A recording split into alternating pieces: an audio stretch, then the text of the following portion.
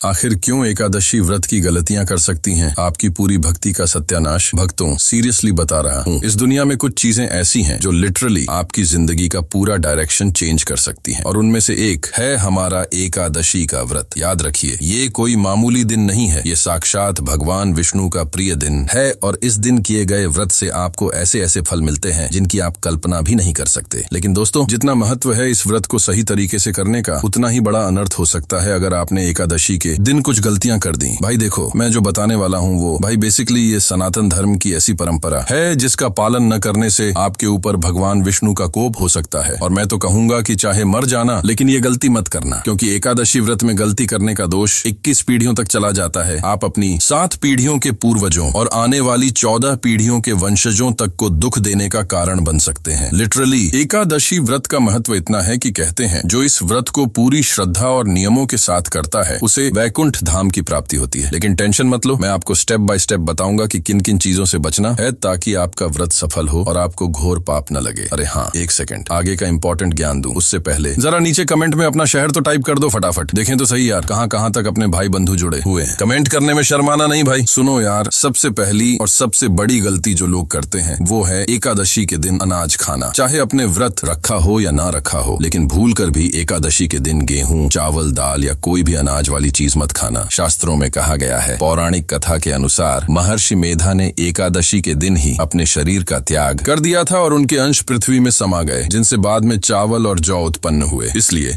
इस दिन चावल खाना उनके मांस रक्त के सेवन के समान माना जाता है, जिससे पाप लगता है। अनाज खाने से वो अनाज रक्त में परिवर्तित हो जाता है और इस तरह आप अनजाने में ही ब्रह्महत्या के पाप के भागी बन जाते हैं। सीरियसली भूल कर भी ऐसा मत सोचना कि अरे भाई थोड़ा सा तो खा लूं, किसको पता चलेगा। देखो दोस्तों, भगवान को सब पता है, और एकादशी के दिन अनाज खाने का पाप इतना भयंकर है कि इसके कारण आपके पूर्वजों को नरक भोगना पड़ सकता है और आप जन्म जन्म तक दरिद्रता, रोग और कष्ट के शिकार हो सकते हैं। नहीं तो अनर्थ हो जाएगा भाई। एक और बात, एकादशी के दिन सिर्फ एक बार भोजन करना चाहिए, वो भी दिन में। अगर आप 2 बार खाना खाते हैं तो आपका व्रत निष्फल हो जाता है। लिटरली सब किया कराया बर्बाद हो सकता है, पता भी नहीं चलेगा। और देखो भाई, एकादशी का व्रत करते वक्त मीठे से परहेज करना बहुत जरूरी है, क्योंकि मीठा खाने से काम वासना बढ़ती है और एकादशी का व्रत पूरी तरह से शुद्धता का व्रत है। आप जब भी एकादशी पर व्रत रखें, पूरी तरह से ब्रह्मचर्य का पालन करें, नहीं तो आपकी सारी भक्ति व्यर्थ हो जाएगी और घोर पाप लगेगा। भाई देखो, मैं यहाँ आपको और भी क्रिटिकल बातें बताना चाहता हूँ। एकादशी के दिन न ही नमक का सेवन करना चाहिए, क्योंकि शास्त्रों में कहा गया है कि एकादशी के दिन नमक खाने से व्रत का फल एकदम से नष्ट हो जाता है और आप पर एक प्रकार का शाप लग जाता है। लिटरली बता रहा हूँ, ये बहुत सीरियस मामला है। और हाँ, एकादशी के दिन पान, तंबाकू, बीड़ी, सिगरेट या किसी भी नशीले पदार्थ का सेवन मत करना। देखो दोस्तों, आज के मॉडर्न समय में लोग इन चीजों को हल्के में लेते हैं, लेकिन सनातन धर्म के अनुसार ये सब करना एकादशी के दिन ऐसा है जैसे आप अपने हाथों से अपनी किस्मत को बर्बाद कर रहे हैं। याद रखना, एकादशी के दिन अगर आप मांस, मछली, अंडा जैसे तामसिक पदार्थों का सेवन करते हैं तो पूरे ब्रह्मांड में रहने वाले सारे प्राणियों की हत्या का पाप आपके सिर लग जाएगा। बस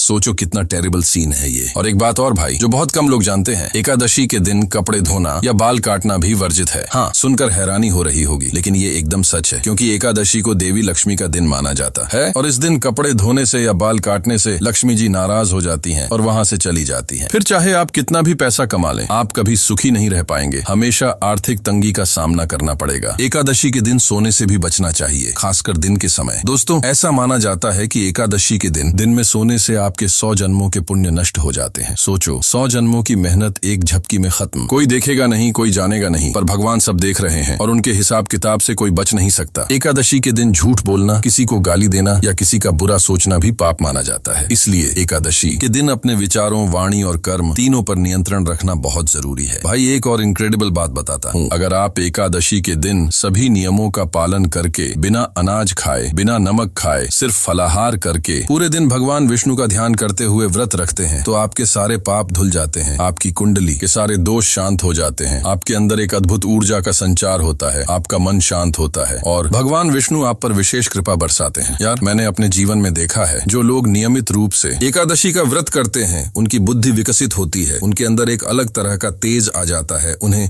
संपन्नता मिलती है, उनके रोग दूर होते हैं और सबसे महत्वपूर्ण, उन्हें मोक्ष की प्राप्ति होती है। लेकिन सब कुछ इस बात पर निर्भर करता है कि आप एकादशी व्रत के नियमों का कितनी श्रद्धा और निष्ठा से पालन करते हैं। अंत में भक्तों, मैं आपसे बस इतना कहना चाहता हूँ कि की एकादशी के नियमों का पालन बिल्कुल सख्ती से करें, अनाज से परहेज करें, नमक न खाएं, भगवान विष्णु का स्मरण करें, हरि नाम का जाप करें, शुद्ध रहें और सकारात्मक विचार रखें। देखिए, एकादशी सिर्फ एक व्रत नहीं है, ये आपके जीवन को बदलने की क्षमता रखता है। इसलिए चाहे आपको कितनी भी परेशानी हो, एकादशी के दिन इन नियमों का उल्लंघन मत करना। याद रखिए, अगर आप एकादशी के दिन ये सब गलतियां करते हैं तो जितना पाप लगता है उसका प्रायश्चित करना भी बहुत मुश्किल होता है। सीरियसली बता रहा हूँ, ये गलतियां आपकी पूरी भक्ति का सत्यानाश कर सकती हैं। लेकिन अगर आप सही तरीके से एकादशी का व्रत करते हैं तो आपको ऐसा दिव्य आशीर्वाद मिलेगा कि आपकी जिंदगी एकदम से चमक उठेगी और भगवान विष्णु की कृपा आप पर सदैव बनी रहेगी। भक्तों, सनातन धर्म की परंपराओं का सम्मान करो और अपने जीवन को धन्य बनाओ। जय श्री कृष्णा।